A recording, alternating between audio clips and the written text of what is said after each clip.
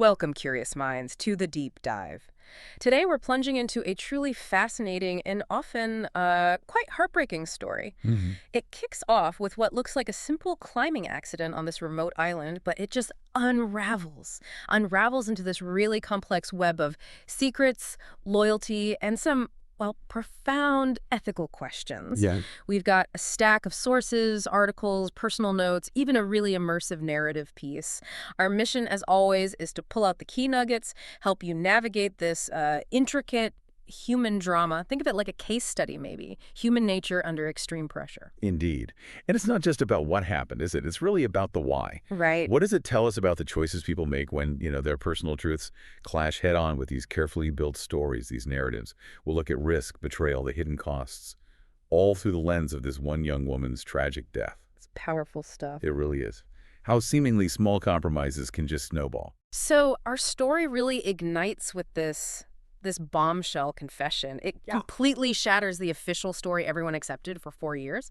Picture this. Josh Ambler, he's back in Sydney, kind of trying to outrun his past, finds refuge in his Aunt Mary's old hotel. Quiet place. Right. Predictable. Totally. Yeah. Until that predictability is just blown apart. An old friend, Anna, tracks him down. And she's carrying this chilling secret straight from a deathbed. Wow. Their mutual friend, Owen, another climber from their group, his last words were literally, "We killed her." He killed her. Yeah. Talking about Luce Corcoran, their friend who died in that supposed climbing accident 4 years back on Lord Howe Island.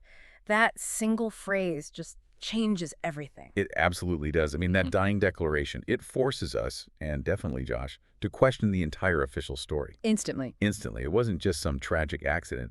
It implies something, well, far darker. Complicity, right, within their own group. And you think about the psychological weight Owen must have carried for years. Imaginable. That final confession, it just shows the power of guilt, doesn't it? Unacknowledged guilt finally breaking through. So let's unpack that official story, the one everyone bought for 4 years. Luce Corcoran, 22, university student, described as a very experienced climber, Right. part of the scientific team surveying seabird colonies below Mount Gower on Lord Howe Island. The official report: she got separated, fell 100 meters into the ocean. Tragic, but straightforward, or so it seemed. On the surface, yes, Wow. totally straightforward. The inquest found no foul play, and crucially, the others, Curtis, Owen, Damien, and the leader, Dr. Marcus Fenn, they all told the same story. Exactly, a united front. That became the official truth. But, and this is key, nobody was ever found. Right. The strong currents, the sharks, recovery was deemed unlikely, which added finality, but also meant, well, no hard proof, no actual scene. And this is where, if you're listening, those little red flags start popping up, even in that first story. Details that just feel off looking back. The team supposedly working on this rocky shelf 100 meters up without harnesses. Yeah, that bit always struck me. The reason given: risk of snagging disturbing nests. Seems thin. Right. And then Luce apparently moved off on her own to check other nests. For experienced climbers, doesn't that just scream lapse in protocol? Why take those risks? It absolutely does. Glaring inconsistencies with standard climbing safety. Yep. It suggests either, really bad negligence or something else. something else. A deliberate twisting of facts, maybe, to fit a pre-agreed story. For a team led by an experienced biologist, putting nest disturbance above basic human safety, it makes you question the leadership, the real priorities. Okay, let's quickly introduce the key players here, because their connections, their bonds, are just crucial to understanding the betrayal. Yeah, the dynamics are everything. You have Luce, brilliant, graceful climber, Marcus Fenn, star student, her close friend Anna, who now becomes this relentless truth seeker. Totally. Then Curtis and Owen, loyal friends, climbing partners. Owen, a devoted dad. Damien, the lawyer in the group, initially seems sleek, ambitious, good at taking charge. A fixer, maybe. Sort of. And at the center, Dr. Marcus Fenn, the biologist, expedition leader, hugely charismatic, almost this messianic influence over them. And he had his own past climbing accident, shattered his leg. So it wasn't just a team. It was like this tight-knit unit. Yeah, almost a cult of personality around Marcus. A little bit, yeah. And that dynamic is so important. Marcus, with his genuine green credentials, his deep thinking about ecosophy, stewardship, ecological wisdom. Right, he wasn't just a scientist. No, he was their guide, intellectually, Spiritually, his background, things like studying anthroposophy, exploring human evolution, the spiritual world, it added to his mystique, his charisma. This fostered intense loyalty, absolutely. Yeah. But it also created this power imbalance where questioning him felt like betraying the whole cause. And that's dangerous ground. Exactly, where ethics can start to bend. And Josh, the guy dragged back into this. He had his own history with Luce and attraction, then he bolted to London just before she died. Right, creating distance. Yeah, a 4-year gap. Grief smothered, denial festering. He literally put an ocean between himself and the truth, didn't he? Makes it easier to accept the official story if you're not right there. Precisely. Physical distance allows for emotional distance. His return and his challenge, it forces him to face what he pushed down.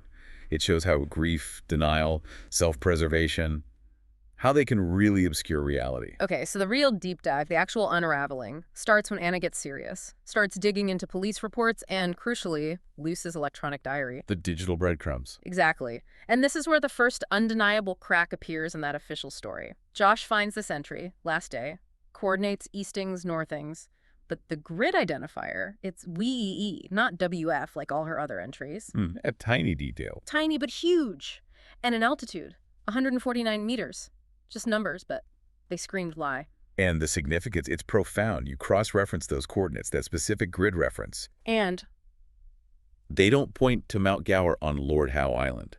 Not even close. where do they point? They point directly to Ball's Pyramid, that sheer, dramatic sea stack, 23 kilometers offshore. Wow. Not just another climb. It's a forbidden landing site, ecologically critical, and completely, utterly contradicts the official narrative. This shifts it from tragedy to deliberate deception. A calculated lie. And then there's another piece, almost mythical, the phasmid. Ah, yes, Lord Howe Island land lobster. Dryocosalus australis, the phantom phasmid. Thought extinct on Lord Howe for decades, but weirdly, a dead one was found on Ball's Pyramid back in the 60s. Okay. And the connection. Luce wrote in a draft letter, I feel like the last phasmid.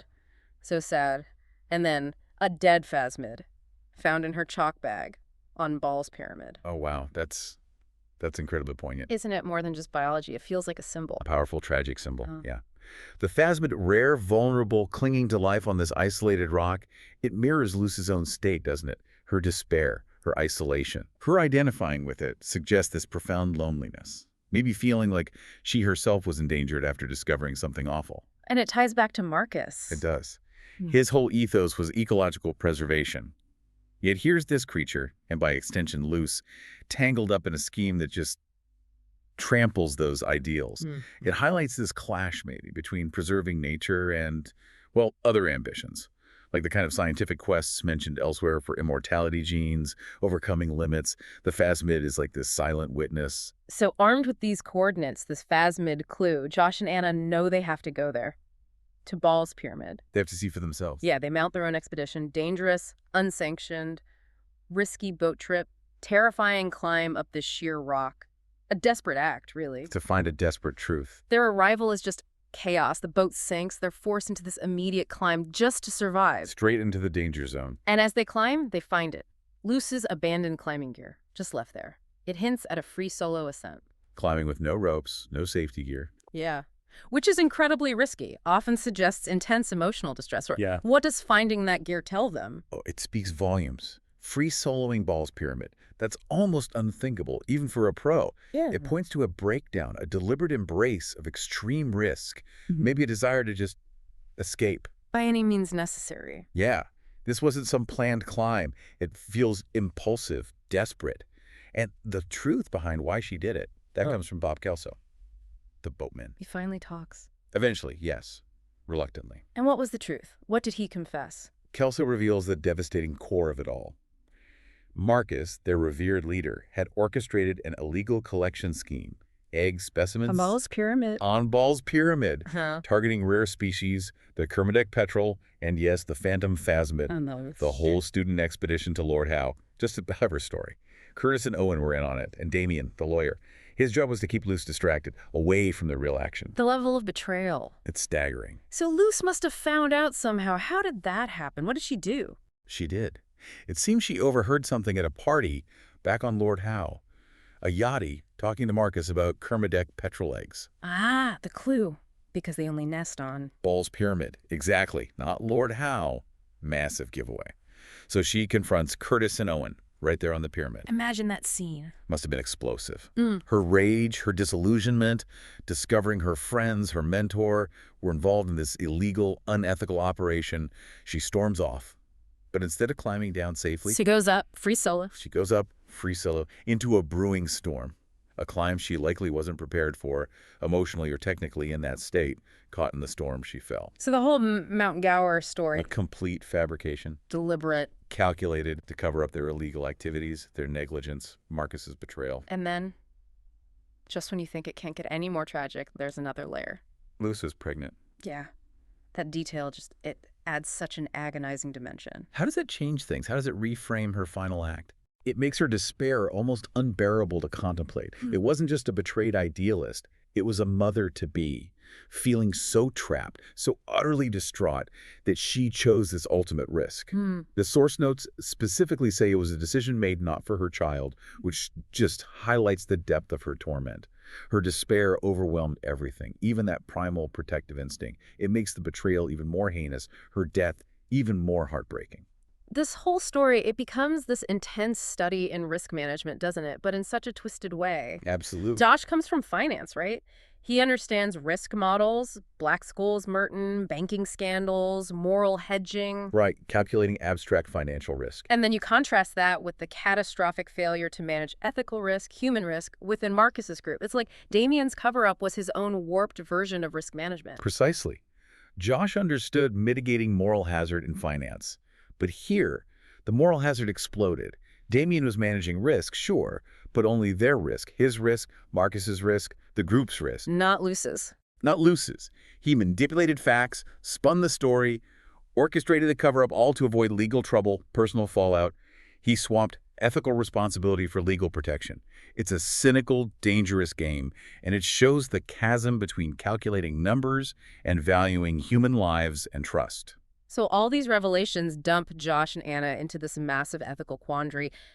They know the full, awful truth. But revealing it all, it condemns Marcus, sure, but it also brands their dead friends, Curtis and Owen, as criminals, basically, co-conspirators. Devastating for the families left behind. Exactly. Owen's wife, Susie, his little boy, Thomas, Curtis's parents, even Damien's pregnant wife, Lauren.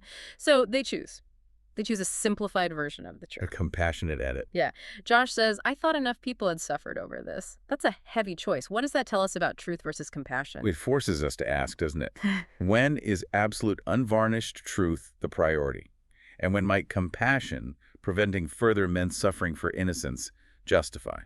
Well, not the whole truth. It's messy. It's incredibly messy. Their choice prioritizes minimizing more harm, acknowledging the pain already inflicted. It's pragmatic, it's human. It doesn't excuse what happened, but it tries to stop the destruction from spreading further. It highlights these real-world situations where ethics aren't black and white, and sometimes the pursuit of pure justice can cause collateral damage. The aftermath is quiet, but just heavy. Damien ends up with severe brain damage, can't speak, wheelchair-bound. Marcus dies alone, his brilliance totally eclipsed by his compromises. A solitary end. And Josh and Anna, they're left carrying this weight, what they know, the choices they made, forever changed. This deep dive, it really hammers home how personal, how far-reaching secrets and betrayals can be. But these themes, they echo beyond just this one story, don't they? They touch on darker parts of human nature. They really do. It's this universal tension, perhaps, between idealism, like scientific pursuit, and the way ambition or greed can corrupt it. And what's fascinating, even chilling, is how the source material itself gives us this unexpected parallel. There's this opening to a separate section, seems like maybe another novel called Dark Mirror. It introduces a character, Nigel Ogilvy, a researcher. He sees a woman collapse in a library, a moment of pure vulnerability. Okay. Instead of helping, his first instinct is to record it. Fastidiously records every detail with his phone, and then he secretly steals her computer memory stick. Wow. That's cold. It's chilling. Yeah. It speaks to this disturbing detachment, doesn't it? This quickness to exploit vulnerability, this opportunistic grab for nuggets of information, even in a crisis. Like Marcus exploiting his students. Exactly. It echoes Marcus's systematic exploitation, the cover-up. Yeah. It makes you really question the ethics of just observing, of collecting data. Where's the line between curiosity and, well, predatory behavior? So wrapping this up, what does this all mean for you listening? We've journeyed through trust, betrayal, immense grief, and the sheer weight of human decisions. It's a powerful reminder, isn't it, that even when things seem clear-cut, layers of truth can be hidden by agendas, by loyalty, by the simple desire to protect a reputation. And this deep dive hopefully encourages that critical thinking. Question the narratives you're given. Trust your gut when something feels off, particularly when the stakes involve people's lives and well-being. Yeah. And it leaves us with that tough question for your own life, maybe. When is digging for the absolute, unvarnished truth the most important thing? And when might choosing compassion, maybe a simplified version, actually serve a greater good, preventing more pain? It's a balance we all grapple with, often with incomplete facts and potentially painful outcomes. Thank you for joining us on this deep dive. Keep questioning, keep exploring. And remember that sometimes the most profound lessons, the most important truths, are hidden just beneath the surface, waiting for us to look past that official story.